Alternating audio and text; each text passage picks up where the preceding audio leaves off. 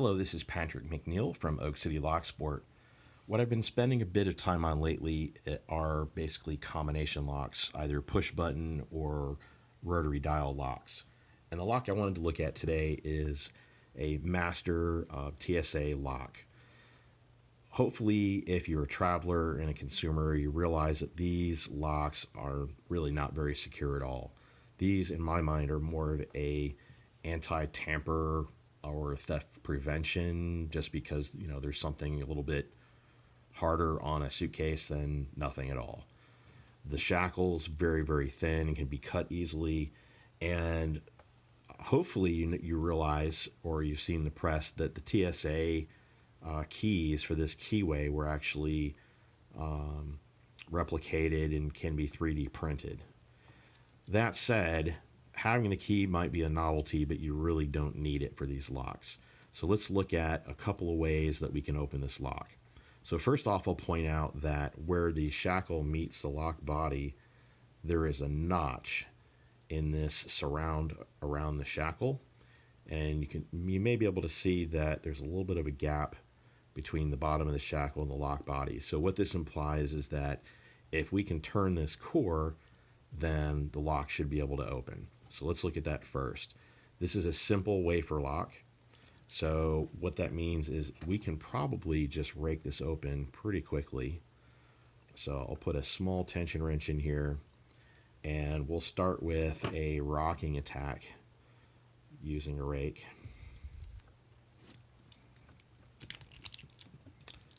And it was that simple. So now it's open.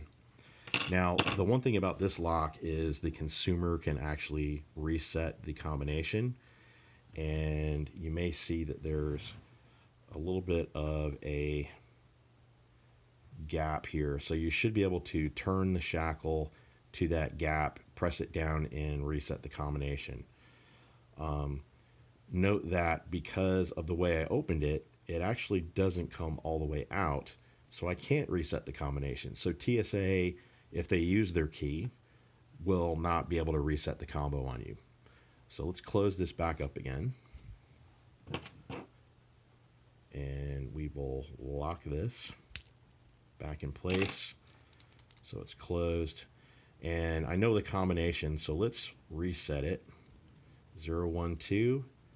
And you can see now that we have this extra little tab on the shackle that if we rotate in and you press pretty hard, now we can actually change the combination. So I'm gonna mix it up. I've got no idea what the combo is. I'm looking away from the camera right now.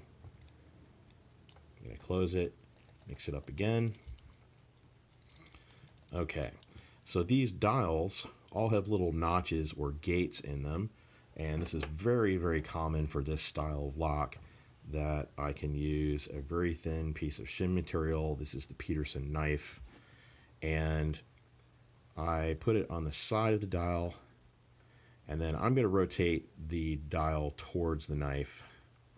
And basically I'm looking for a spot where the knife will drop into the notch that's in the side of the wheel. And as soon as I feel it drop in, I'm going to stop.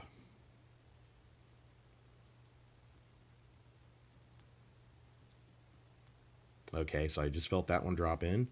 We'll move on to the next.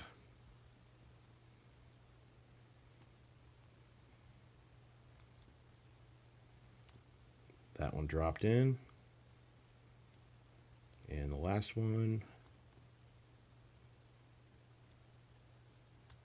Bam. Okay, so because I was feeling the gate to the right side of the wheel, I need to line them up with this part of the shackle. So I'm going to rotate each of these numbers one time towards me, towards the shackle. And there we go, it's open. So as you can see, you don't need the TSA keys for these, and these are really not a security lock. Thank you.